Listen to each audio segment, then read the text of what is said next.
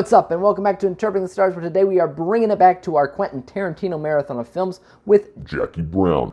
Jackie Brown is the third film from Quentin Tarantino. It's also the second movie of his that I haven't actually seen before watching this marathon. For the most part, this movie is what I thought Reservoir Dogs would be, because when it comes down to Reservoir Dogs, that was Quentin Tarantino's first attempt at a movie. Well, not exactly his first attempt, but when it comes down to writing and directing his babies, Reservoir Dogs was first, and I didn't really expect much out of it. I didn't expect it to feel so much like Tarantino, and you know what? It did, so much so that it was surprising, impressive even to me, that it felt so much like Tarantino. I figured if that felt like Tarantino, everything else has to, because then there was Pulp Fiction, and Pulp Fiction I called cinematically poetic. Everything after that has to be really great, right?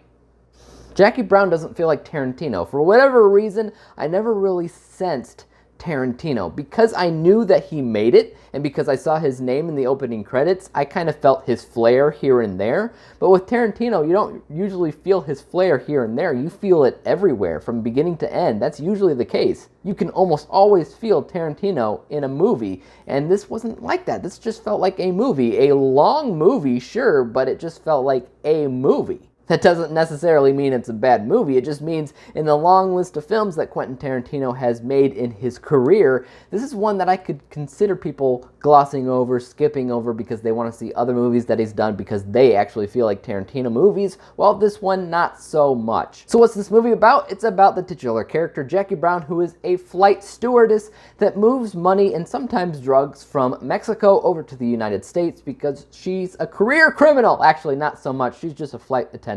But she has ties to career criminals like Ordell, who is an arms dealer played by Samuel L. Jackson.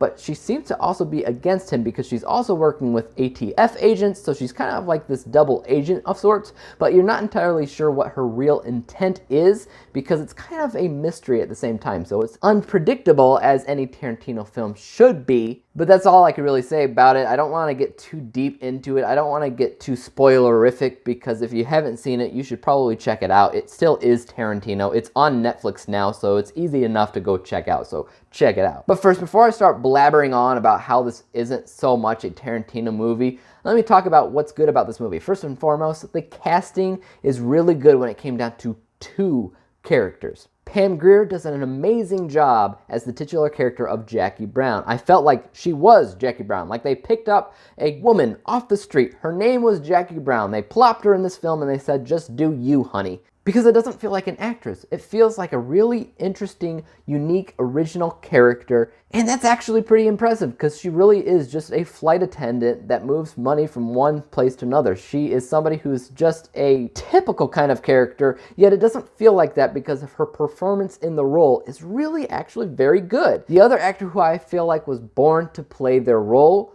was Robert Forster, who played Max Cherry, who was a bonds bailman, I'm not entirely sure how you say the title of that job, but I like him specifically because of his attitude towards crime. He knows crime goes on, it's his job, right? He gets people out of jail. Yet his attitude is, I don't care, man. You do you, more power to you, blah, blah, blah, blah, blah. And I love that about him. He's just a funny character. Very, very subtle, but he is hilarious. However, everybody else in this movie doesn't feel like they were born to play the role, which isn't like a Tarantino movie. Usually with Tarantino movies, my people category is usually perfect because the way he presents characters is so unique, so different. All these characters are usually memorable. They all feel like they were born to play the roles. They all feel like they have an important role to play in the plot. They all have great chemistry with one another. I can't really say that about Jackie Brown. Everybody else in this movie is usually forgettable or maybe just safe. A couple of examples of people that are just safe in this movie are Samuel L. Jackson and Michael Keaton. Samuel L. Jackson plays the arms dealer in this film. His name is Ordell, and there is no depth, there is no development to his character. He just is an arms dealer played by Samuel L. Jackson,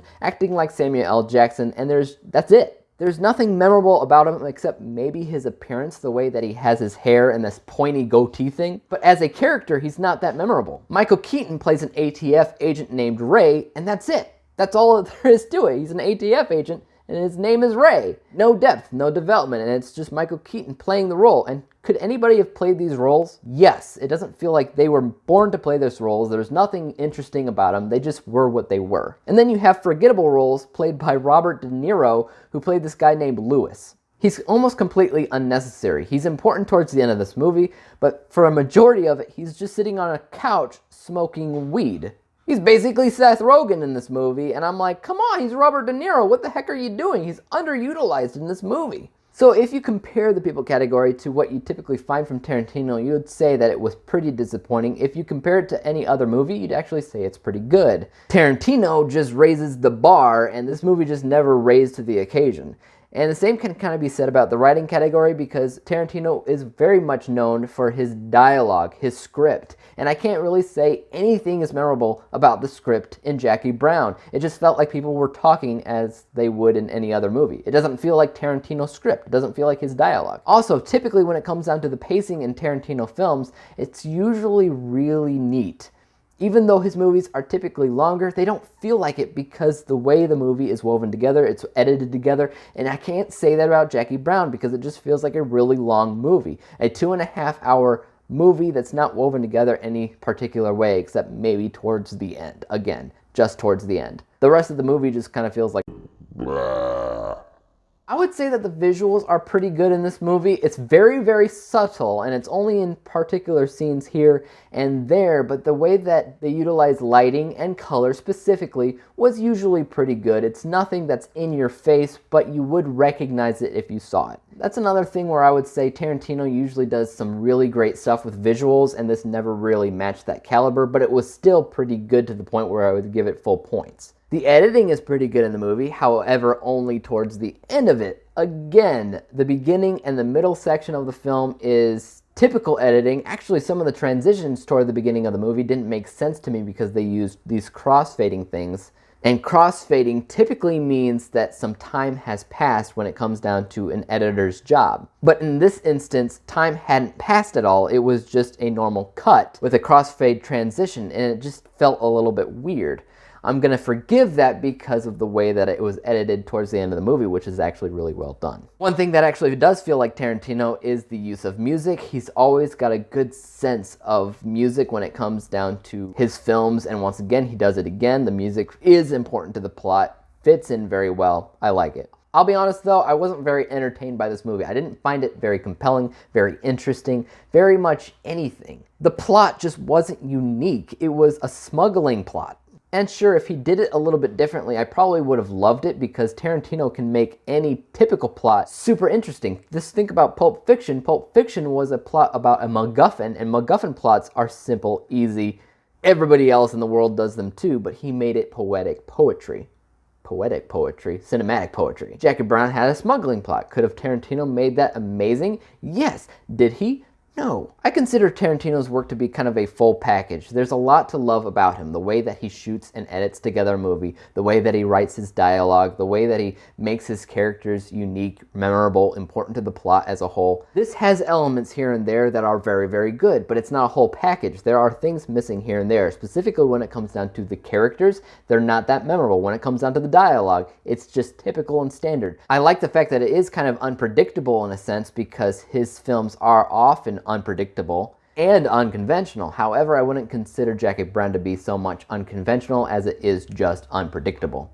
But Pam Grier does a really good job. Robert Forster, like I said, they both do a very, very good job to the point where I wouldn't mind watching this movie again because of them. Take that as you will. Guys, what did I rate this? 69%. 69 out of 100 possible stars, which is a 7 out of 10 possible star rating. Where does this rank in my Quentin Tarantino marathon? Well, it's in butt naked last place, but I have a long ways to go, and it could beat others in the long run too. I just don't know. We'll find out. Guys, tell me what you thought of Jackie Brown in the comments down below. I'm very interested to see if anybody actually loves this movie when it comes down to it. As for YouTube, make sure that you hit subscribe, like it, and hit the bell to be notified when I come out with my next review. And until then, peace out!